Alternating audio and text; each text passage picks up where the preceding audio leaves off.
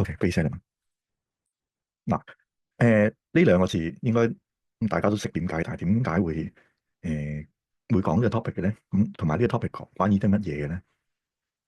咁其實咧嗱，所以點解我話我哋教嘅真係唔係出邊坊間會揾到嘅一啲叫做咧係咪咩教學啦或者資訊啦，真係唔係出邊。我成日都講又話我沉啦，出邊嗰啲我成日都覺得係人哋拼拼砌砌。對於我嚟講嗱，唔好又話我叫做有咩咧？即係我唔係 try to offence others，但係對於我嚟講，我覺得咧係啲中學生嘅 project，即係上網揾資料砌成出嚟就教人哋，我覺得真唔係咁樣咯。但係你坊間出邊大部分嘅教學其實來來去去都係嗰啲嘅，你會發覺啦，講咩啊？我fundamental 即係基本分析啦，技術分析啦，技術分析就會又講下啲咩嗰啲咩支持位、阻力位等等呢咁嘅嘢啦，全部都係其實係對於我嚟講係跟住就會講嗰啲叫做技術指標啦。但係我成日都講一個好重要一樣嘢，你學嘅嘢係咪真係 apply 到同埋有用嘅先？即係我學游水，我真係想學游水啊！雖然我冇話我要做奧運冠軍，但係至少要學得識咁先至係最重要噶嘛。即係你學呢啲，即係我哋呢一個教嘅平台，我相信好多資深會員其實真正地係明白點樣為之真係投資噶嘛？點解咁講啊？佢 reflect 到佢自己嘅成績裏邊噶嘛？當然一定唔會次次都贏呢個事實嚟嘅，呢個一定係噶。但係你循序住一套嘅方法，嗱，你會唔會見到我今日就講下 MACD，聽日又講下 RSI，下日又講下gain 啦，係嘛？江恩理論啊，gain theory。跟住又講下咩 Fibonacci，我全部都唔會咁講，講嚟講去都係呢幅皮。我講呢一堆嘢都係即係成套投資方法嘅其中一樣嘅。會唔會今日又講下唔知咩，又咩色，又唔知點樣做啊，又咩？但係其實游唔到水嘅，呢個係重要嘅。咁所以嗱，anyway，我講翻我哋獨特嘅教學咧，呢個 base element 啲人就會覺得哇咩嚟㗎？但係其實對於我哋成個 growth investing 呢個係一個重要嘅 element 嚟嘅。OK，繼續跳落去。首先要講下 base 啦，因為好多人都唔知道我哋成套 growth investing 咧。當然係揾一啲叫做高增長嘅股票啦，呢個第一樣啦，fundamental。另外第二樣嘢咧，我哋記住一樣嘢叫 base breakout 啦。base breakout 就有一個字叫 base 啊。呢個 base 咧其實就係一個叫做 consolidation area，即係我譯唔到中文添，突然之間。總之係一個整固嘅區域，係啦，整固嘅區域嚟嘅。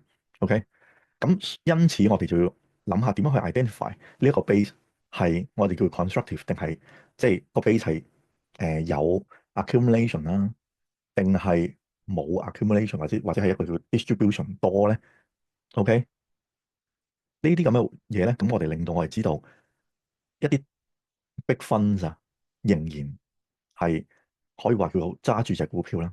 呢個係其實就係成個點解我哋會做呢個會有一個呢個 topic 叫 base element 呢一樣嘢，就係嘗試去 gauge 究竟一啲 big funds 咧係咪仲係揸住隻股票？呢個就係成個 base element 重要嘅地方啦。當然，我哋唔可以打電話直接問啦，係嘛？直接問人哋都唔會理你啦，係咪？你話又或者你揾到你揾到嗰個，譬如唔知邊個嘅基金，揾到個基金經理，如果你同佢熟嘅，佢咪講俾你聽。但係呢個都只係一隻基金嘅啫，係咪？我哋係要揾一個，我嗰陣時都講過，呢個係一個叫 swarm intelligence 嘅啦，係好多個基金共同去製造呢個 price，即係成隻股票嘅 price history 嘅。一隻基金做唔到任何嘢，要好多隻基金先做到。所以就算你真係有機會可以問到一個基金經理或者一條 team 或者一個分去做點做，咁其他分點做，咁又係唔係咧？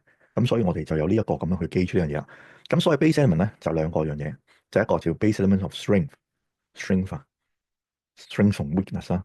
第二個就係 base elements of support，有冇呢隻即係喺呢個 base 度有冇支持？呢兩樣嘢咧就會令到你嗱呢啲所有嘅嘢記住都唔係二十 m 啊。但係就俾你 more information on 呢個 base 或者呢個 consolidation area 係咪 constructive 啦？OK，咁呢個就成個點解有呢個 base element 呢一個咁樣嘅 topic 嘅成個嗰個 background 啊，繼續落去啦。啲人最中意嘅就睇就問啦，咁點樣去衡量所謂呢個 base element 啊？我咧就已經跳出咗呢一樣嘢啦，就用呢一個叫Volume pattern 啦。係咪？我成日都講噶，我哋除咗睇呢個 price pattern 咧，price pattern 即係 cup candle 啦，double bottom 啦， flat base 啦、ascending base 啦、high tail flat 啦、IPO base 啦、base on base 等等咁樣嘅 price pattern 之餘，我哋都仲要睇呢個 volume pattern 嘅。OK，而我睇呢個 volume pattern 咧，就係用呢個叫做 week by week analysis 嘅呢個 term week by week analysis 係 derived from William J. O'Neill 嘅。OK，即係每個禮拜咁樣去睇。但係呢一樣嘢咧，對於初學者嚟講，又係覺得我哋睇隻股票啫，點解要搞咁多嘢？好多因為初學者成日都有，因為太多嘅迷思啦。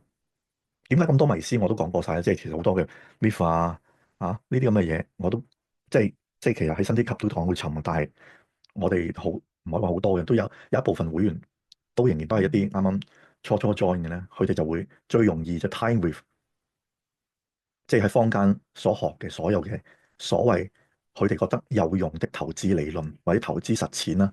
但係其實我都想講，資深會員一定知道㗎啦，因為由 Finatic 創業至而家，我哋淨係講呢一套投資理論，冇講過其他嘅嘢。我哋嘅成績，資深會員係可以完全分享到個成果嘅。當然我都要講，當然有時都要止蝕啦，冇計喎，真係咪先？但係我哋完完全全都係淨係用呢一套方法去做嘅啫。咁你諗下呢一套方法有幾有用，或者幾實用，又或者會真係會係，如果一啲初學者佢終於經到呢一個 insight 嘅時候咧，用英文講係一定會 blow your mind 嘅，因為佢哋會諗唔到點解咁樣嘅。以前亦都會 blow my mind 啦，所以點解我喺呢個 growth investing 可以咁耐，唔係咁耐㗎，係真係有呢個實際嘅應用啦、實踐去支持嘅。